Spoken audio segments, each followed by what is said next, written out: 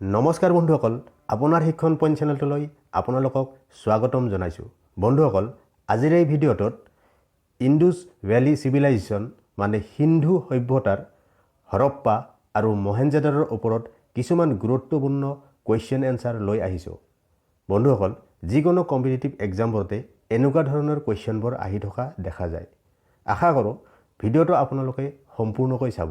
তেন্তে আজিৰ এই ভিডিঅ'টো ষ্টাৰ্ট কৰোৱা হওক।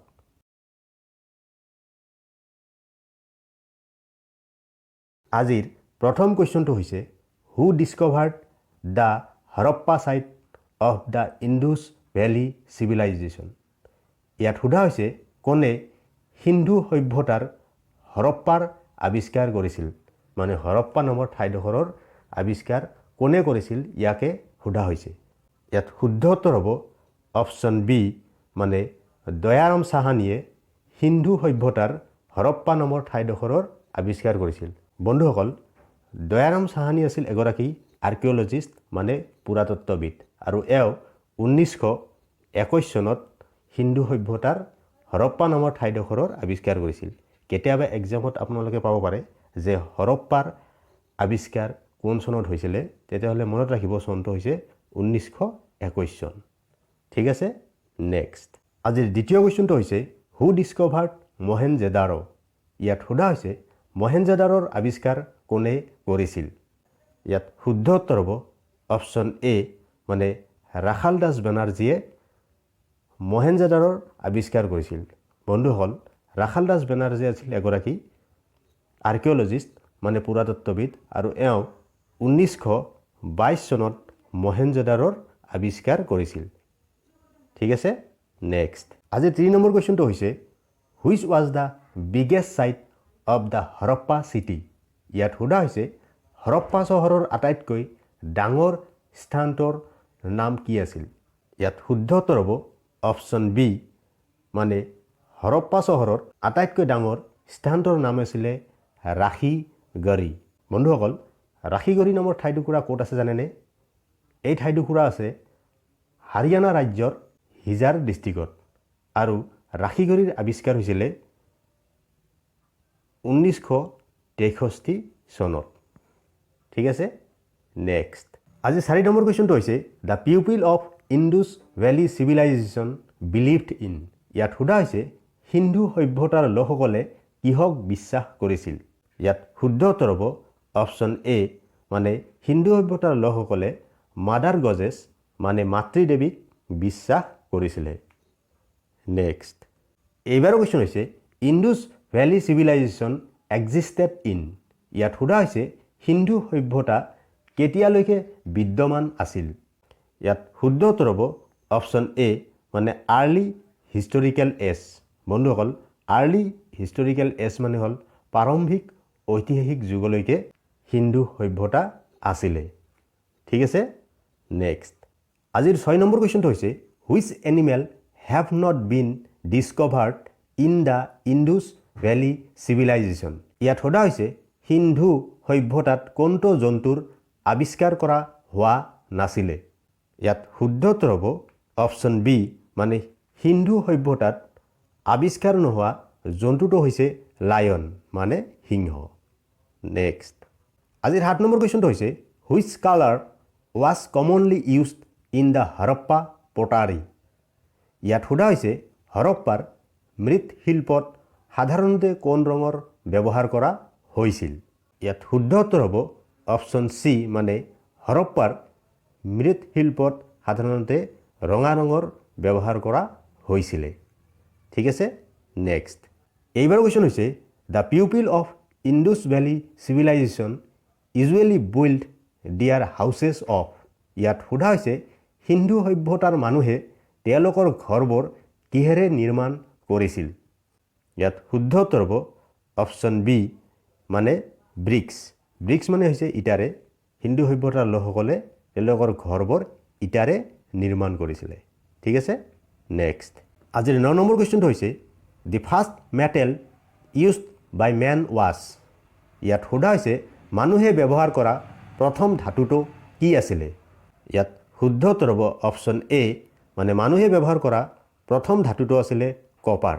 কপাৰ মানে হৈছে তাম ঠিক আছে নেক্সট এইবাৰ কোৱেশ্চন হৈছে in which Indus valley civilisation sites drainage system was absent ইয়াত সোধা হৈছে হিন্দু সভ্যতাৰ কোনটো স্থানত নিষ্কাশন প্ৰণালী নাছিলে মানে ড্ৰেনেজ সিস্টেমটো নাছিলে ইয়াত শুদ্ধ উত্তৰ হ'ব অপচন সি মানে হিন্দু সভ্যতাৰ বানাৱলী নামৰ স্থানত ড্ৰেনেজ সিস্টেম মানে নিষ্কাশন প্ৰণালীটো নাছিলে বন্ধুসকল হিন্দু সভ্যতাৰ এই বানাৱলী নামৰ ঠাইডোখৰ ক'ত আছে জানেনে হাৰিয়ানা ৰাজ্যৰ ফাতেহাবাদত এই বানাৱলী নামৰ ঠাইডোখৰ আছে ঠিক আছে নেক্সট বন্ধুসকল ভিডিওটো চাই যদি ভাল লাগিছে এটা লাইক কৰিব কিয়নো আপোনালোকৰ এটা লাইকে মোক এনেকুৱা ধৰণৰ ভিডিও বনাবলৈ উৎসাহ দিয়ে আৰু যিসকল বন্ধু বান্ধৱীয়ে এতিয়ালৈকে চেনেলটো সাবস্ক্ৰাইব কৰা নাই প্লিজ আপোনালোকে সাবস্ক্ৰাইব কৰি ল'ব আজিৰ 11 নম্বৰ কোৱেশ্চনটো হৈছে which domestic animal was absent in the terracottas of Indus Valley Civilization ইয়াত সোধা হৈছে হিন্দু সভ্যতাৰ টেৰাকোটাত কোনটো ঘৰুৱা জন্তু অনুপস্থিত আছিল মানে হিন্দু সভ্যতাৰ টেৰাকোটাত কোনটো ঘৰুৱা জন্তু দেখা নগৈছিল ইয়াকে সোধা হৈছে ইয়াত শুদ্ধ উত্তৰ হ'ব অপচন সি মানে কাউ মানে হিন্দু সভ্যতাৰ টেৰাকোটাত ঘৰুৱা জন্তু গৰুৰ উপস্থিতি নাছিলে ঠিক আছে আজিৰ 12 নম্বৰ কোৱেশ্চনটো হৈছে the people of Indus valley civilisation worshipped in ইয়াত সোধা হৈছে হিন্দু সভ্যতাৰ লোকসকলে কোন দেৱ বা দেৱীৰ উপাসনা বা পূজা কৰিছিল ইয়াত শুদ্ধ উত্তৰ হ'ব অপচন এ মানে হিন্দু সভ্যতাৰ লোকসকলে ভগৱান শিৱক পূজা কৰিছিলে ঠিক আছে